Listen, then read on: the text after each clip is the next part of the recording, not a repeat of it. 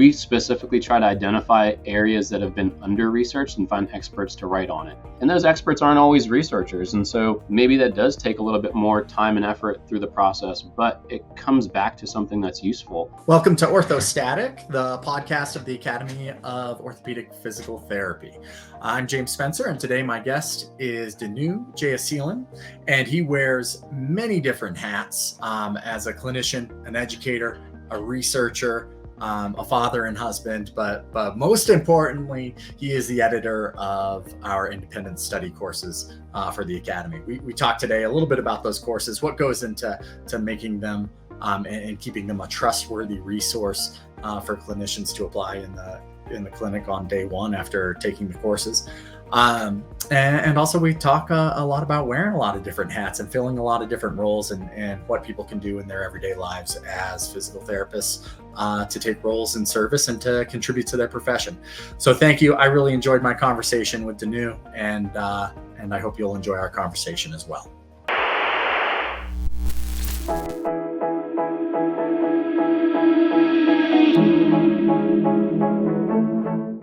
Hello, welcome to Orthostatic, the podcast of the Academy of Orthopedic Physical Therapy. Today I am with Danu Jayasilan, and he is the editor of the Academy of Orthopedic Physical Therapy's independent study courses, but he also wears many other hats. Danu, welcome, and why don't you tell us what you do with your day on most days? Yeah, thanks for having me, James. Appreciate it. Yeah, I mean, I'm busy professionally, but I enjoy everything I do. I'm an associate professor at GW in their DPT program. I teach ortho here, and I also teach a manual therapy elective and some biomechanics. I also am the academic director of our residency, which we have with Johns Hopkins Hospital. So they do all the clinical work there, and then they learn how to teach here. In addition to residency and teaching, I also practice 1 day a week over at GW's outpatient hospital. I see persons with chronic pain, persons with patellofemoral or tendinopathy.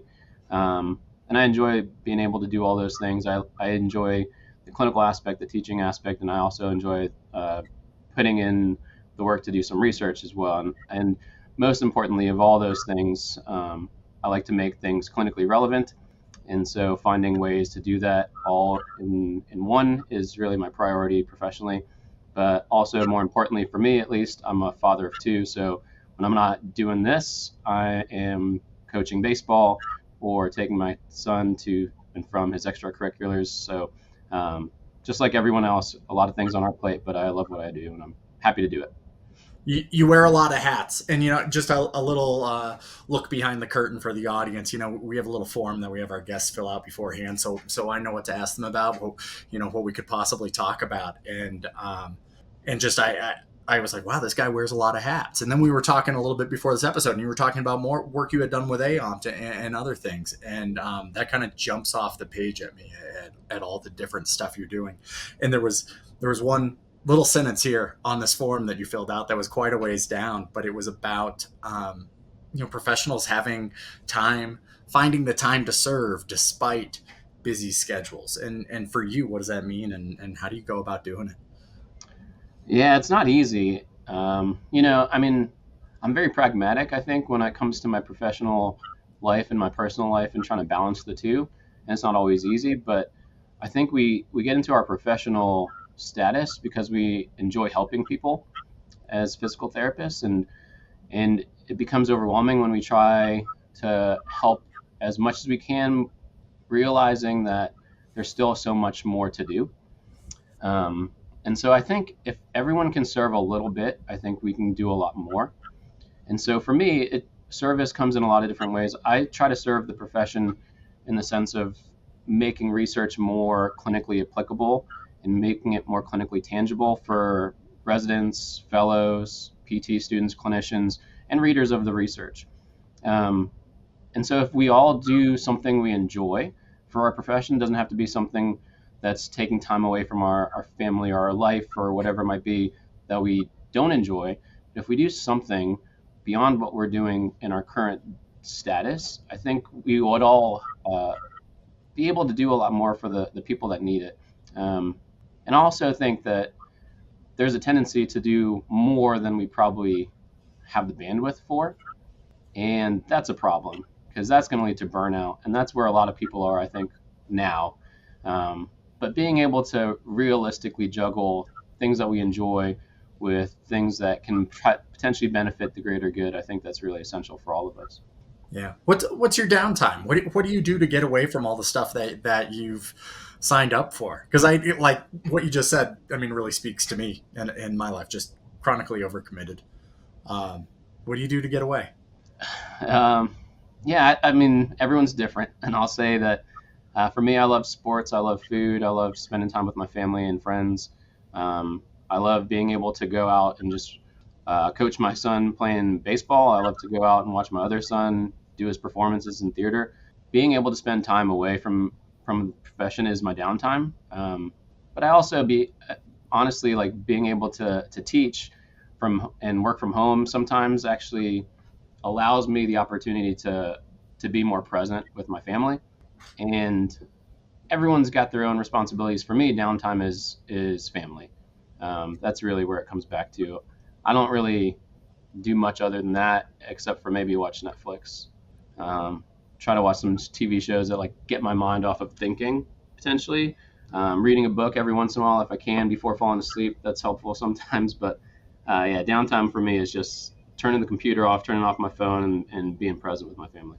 Yeah, yeah. It's interesting. A friend said to me once, and it's just something I've reflected. It kind of caught me by surprise when they said it, and so I've reflected on it since they've said it. It's like kids force you to be present and mindful, and it made me think like, oh, am I doing that? Yeah, I think yeah, it made me feel a little bad. And then, but now, like when I am like engaging with my family and really being there with my kids, it is kind of, I can almost make it this moment of Zen of like, hey, I'm here, feet are on the ground, almost a meditation sometimes. yeah. And with all the competing responsibilities, it's very easy to be physically present, but not mentally or emotionally present. Um, And so just being present in what you're doing, whether that's clinic, whether that's research, whether that's teaching, whether that's family, whatever it might be, just kind of shutting out the other things, that makes every interaction, it seems like, a lot more effective and more useful and better. Yeah. We started this talking about how individuals have the ability to fit service into their daily lives and into everything else that's going on. And you have held a lot of roles as a clinician, as an educator, as a researcher. Do you think for the everyday clinician, is there anything that jumps to your mind as a way to get involved in that professional service and to be a little bit more active in the profession? Even if it isn't something that takes up a bunch of hours every week. Yeah, I think for me, my passion is really in teaching, research, and clinic, and so I love being able to do all of those things. Some people have more of a passion for advocacy and pro bono work, and if wherever your passion is, I think spending time there in service is really beneficial. Doing something you're not passionate about, that's nice to say you did something for others, but it's really not something you're probably going to come back to. Um, if you're interested in research, one of the ways to serve the profession is serve as a reviewer for a lot of these journals, which need reviewers and content experts to say, where are the gaps in this paper or manuscript, this study that was submitted, and what are some constructive ways to improve this quality of work. If you're interested in clinical practice, but you want to serve more, identifying communities that are maybe at risk and finding ways to screen and wellness, or do preventative work in sports teams or whatever it might be. There's a whole host of ways to get involved in each one of these aspects. And I think to know what's available to you, for me, I think it's really essential that people are more actively involved in professional meetings and seeing what's going on, because it's very easy to lead when there's not really many people voicing their opinion on how you should be leading, or there's not many people voicing how they want to be led. And so showing up to your state chapter meetings, I think that's really important to know what's going on and being a voice for how to do things different. There's always a need to do things different because there's always a need to do things better.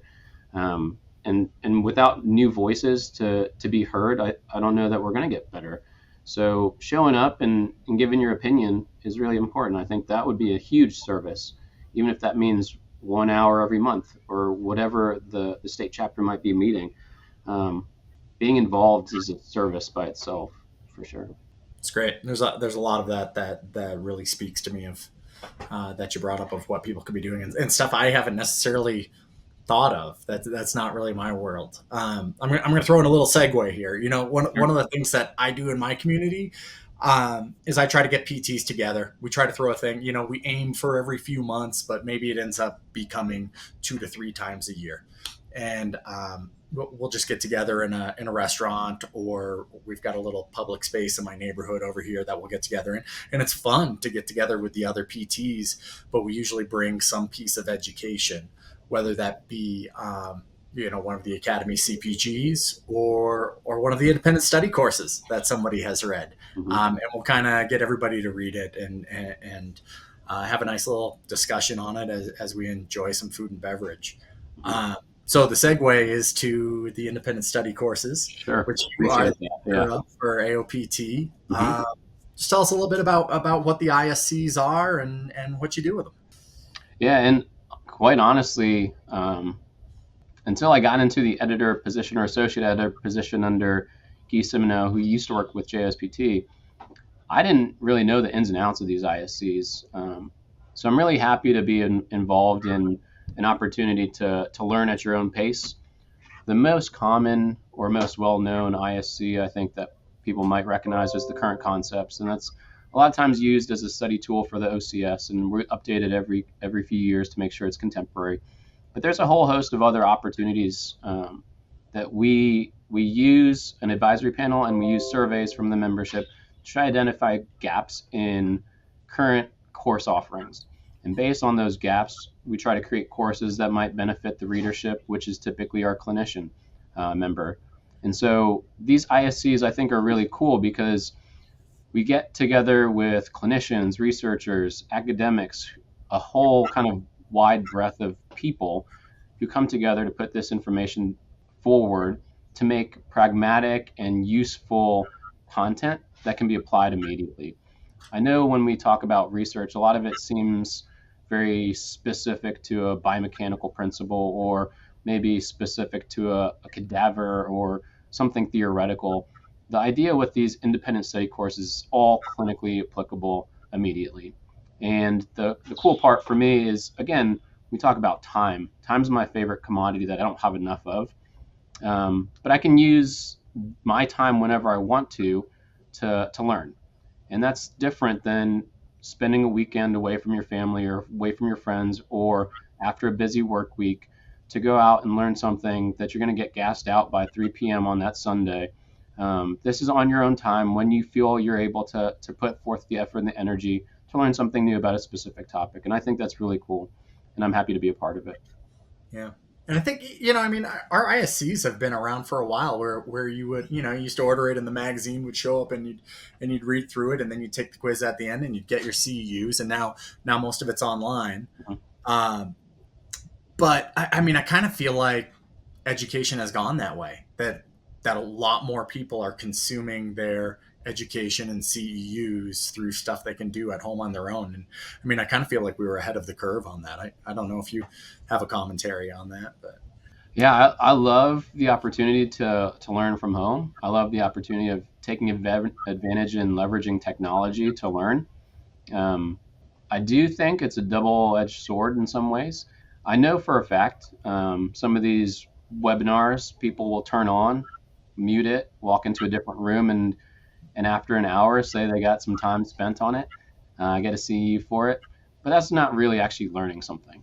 To be able to invest your time and energy into something really requires a dedicated time to be able to do something. Sometimes that's not feasible. And so webinars and some of these independent study courses, they're all great opportunities to use the technology. It does come back, I think, to putting yourself into a space to be able to learn. And whether that's with a computer or whether that's in person, it has to be something you can devote the time and effort to.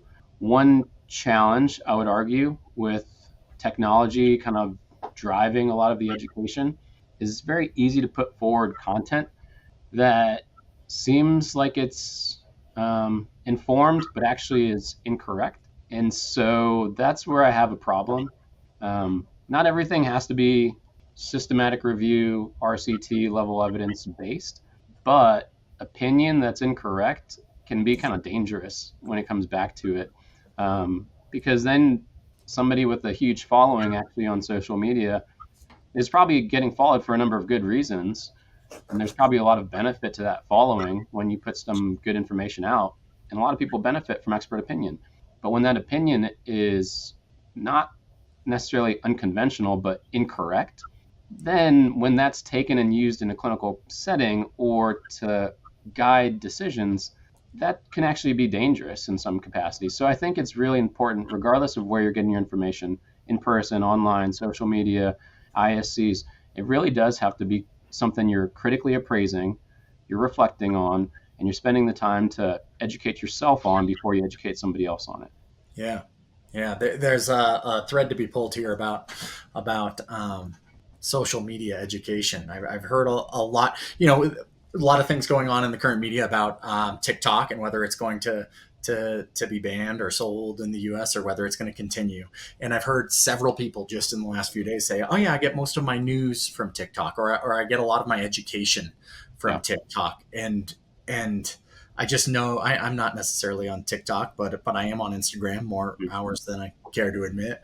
And I just think of some accounts that I follow in areas where I am well versed, and I see that their motives are not actually educating people, not actually getting great information out there, but leading to getting heated discussions on their account, or getting a lot of followers, or getting a lot of eyes on it, and that worries me. If people are going out and doing exactly what those folks are saying. Yeah, it worries me too. I kind of sleep at night knowing that I don't do that. One, because nobody follows me because I'm not on social media really. So that's not an issue. But I do know my students use social media a lot to just see what's out there, where you have a gap, you want to learn something, when something seems kind of cool on something you can scroll real quickly through or two. It's going to be something that's going to catch your eye. And that's the intent, is when you post something for content, you want people to watch it or see it or get eyes on it or repost it or whatever. So it has to be flashy and it has to be, but when that happens, sometimes it lacks the substance. So even if that's the case, there's some good stuff out there, but I think just really understanding, people will post for a lot of good reasons. People will post for some not good reasons. Can't take everything for face value. I tell my students, you have to question everything I say too, because it comes back to expert opinion, So if we're being really critical with everything, I think that's ideal. If we see different viewpoints, I think that's essential.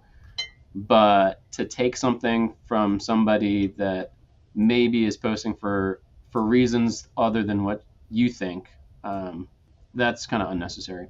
Yeah. I mean, to me, that says like, just have to be discriminatory about what sources you trust, and all of us needs to do our diligence to say, okay, here's a really trustworthy source, and here's something that makes for good entertainment or good clickbait, but it's not necessarily to be trusted. Yeah, and I'll just quickly to put a caveat to that. Not all RCTs and systematic reviews are to be trusted either. So as a journal editor for, a deputy editor for JMMT and a reviewer for like over 15 journals, I've seen articles published that have incorrect data or that have to be retracted. And so taking a journal article that's peer reviewed just for Word, that's also not necessarily always appropriate too. So it's everything, not even just the non-peer reviewed literature or evidence or education, but the peer-reviewed stuff too. You got to always question everything. Yeah. Can you give us a quick run through of what you do with the ISCs to what's the process of one being written? How does that all go down? Yeah, sure. So usually at CSM, we get together with a panel of people from all over the country, all over different backgrounds, and we come together and try to identify what are some topics that might be relevant to the readership and the membership. And those are also kind of supported by some surveys that our managing editor, Sharon Klinsky, puts out. And so based on those discussions, we come up with usually 3 or 4 topics a year. Based on those topics, I kind of subclassify them into kind of different sections of a course. So one of the recent examples that we are just publishing now, which I'm looking forward to getting out, is nutrition. So nutrition is something that's going to affect how our patients get better or don't. It's not something we get a ton of in PT school. And so even entry-level PT programs don't have a great depth to the nutrition content. And so we got together with some authors going over kind of nutrition and PT in general, nutrition as it relates to pain, and then nutrition as it relates to injury repair and performance. And then identifying experts in that area, and then asking them, hey, would you do this service for the academy? There's another opportunity for service, is if people are interested in writing up their expertise, we're happy to have your voice. But that's usually how it goes. And so it's a long process that gets peer reviewed. So somebody will come, one of these authors will put together their work, their table of contents. We'll go over, make sure it seems okay based on some learning objectives. I'll review it. Sharon will review it. And our associate editor, Andrew Post, he'll review it. We'll send it back for revisions, just like in a journal article would. And then we kind of work through a couple of different items like that. And then usually after about a year, that course is put together. Sometimes it takes a little bit longer, maybe a bit less, but it's a lot of effort put through to get these things together.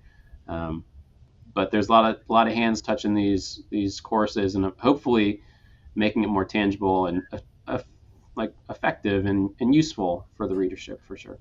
Yeah, I mean, as you know, my wife Kate and I got to write one on downhill skiing. Yeah, over the I last. reviewed that as the associate editor. Great job. Yeah, and I mean, maybe Kate more so than me, but like, I'm not a researcher, I'm not a writer, I'm not, this was kind of a first whack at it for me, but it was on a topic that was just in my wheelhouse. The stuff that I live in, downhill skiing and injuries in downhill skiing. I mean, that's what I do day in, day out, and I hope I do it at a high level. And it was really neat to be able to dig into the research and to share that with other people. And like I said, it was a heavy lift, over 2 years of writing this thing up. But it was a cool opportunity to be able to do something like that. That's different and maybe something that I'll never do again, because that is so specifically in my wheelhouse compared to other things. Yeah. And that came alongside a group wrote on injuries in snowboarding and injuries in cross country skiing, and I'm kind of working my way through those monographs, reading those, and it's fun to read those as well. And those are populations I see occasionally too, but aren't as exactly my bread and butter. Mm-hmm. So they're pretty cool courses, and it's fun. I find it fun to learn about things that are fun to you outside of the research. Absolutely. And I think that's one of the benefits of the ISC, is it's filling a gap in what's out there in the research. I think we specifically try to identify areas that have been under-researched and find experts to write on it. And those experts aren't always researchers. And so maybe that does take a little bit more time and effort through the process, but it comes back to something that's useful. And I would also put in a plug to say, if there's any ideas that people have on courses that you want to have put forth, I'm happy and I'm all ears, right? So I'm doing this to try to make the members engage with evidence, engage with research that's useful for them, So if there's ideas of things that are gaps, we just put together something not long ago about circus artists. It's not somebody I see. It's not somebody I see clinically, and I've seen maybe 1 or 2 people in a similar kind of functional activity. But there is a handful of people in the performing arts SIG that actually sees this population daily. And so there's not a lot of evidence out there, but there are experts that can write on it. And we can find those experts for you to put stuff together. So please, if there's something out there that needs more course development, we'll figure it out for you, and just let us know. Nice. We've talked a little about current concepts, which is kind of the mothership of ISCs to be used as a OCS prep course or just a way to stay contemporary in your orthopedic practice. We talked a little bit about winter sports and nutrition and circus artists. I know there's summer sports series out there.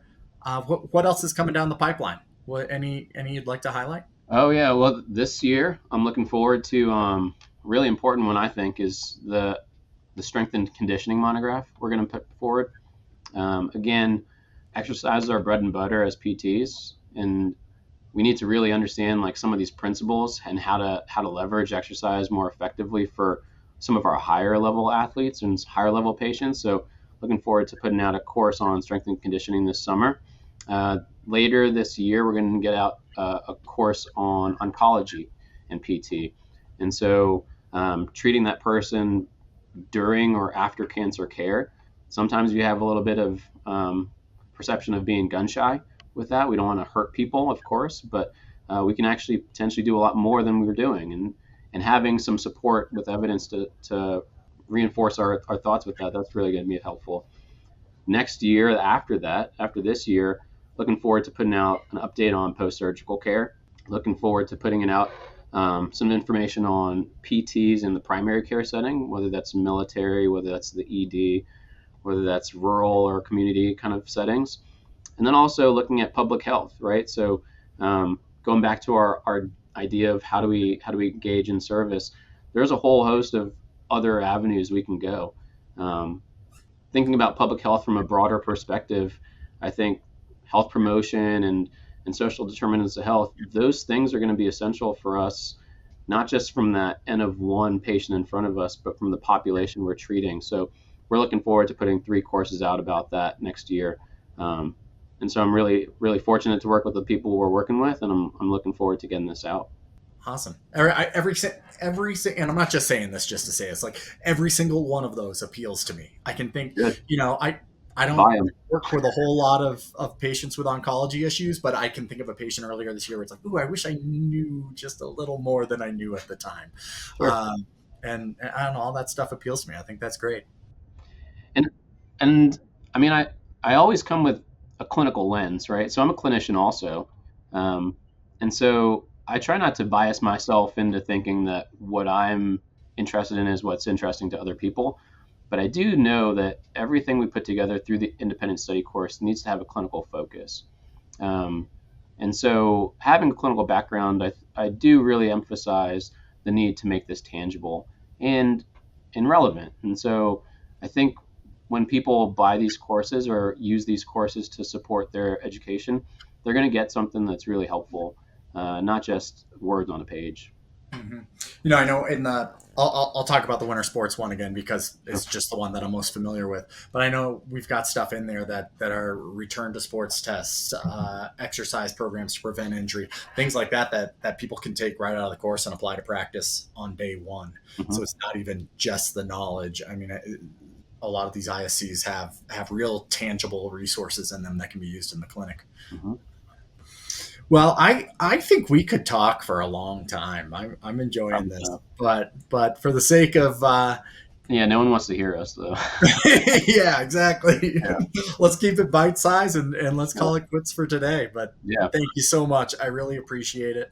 Of course. And we should do this again in a few months and figure out what else is going on in the ISCs and what's going on in your life, because I think we could have some interesting conversations. Yeah, I'm happy to chat. Appreciate you asking me to chat about this. Definitely just another plug real quick is as the editor, I'm really hoping to make this useful for the Academy. And so if there's something we're missing, if there's something we could do differently, if there's something you want us to support a little bit better, please reach out. My email is attached to the website everywhere, I think. So you can get a hold of me. I want you to get a hold of me if there's something we could do better for you. That's our goal, is to serve you. So please let us know how to do that. Fantastic. Thank you so much. And I'll talk to you real soon. All right. Thanks, James.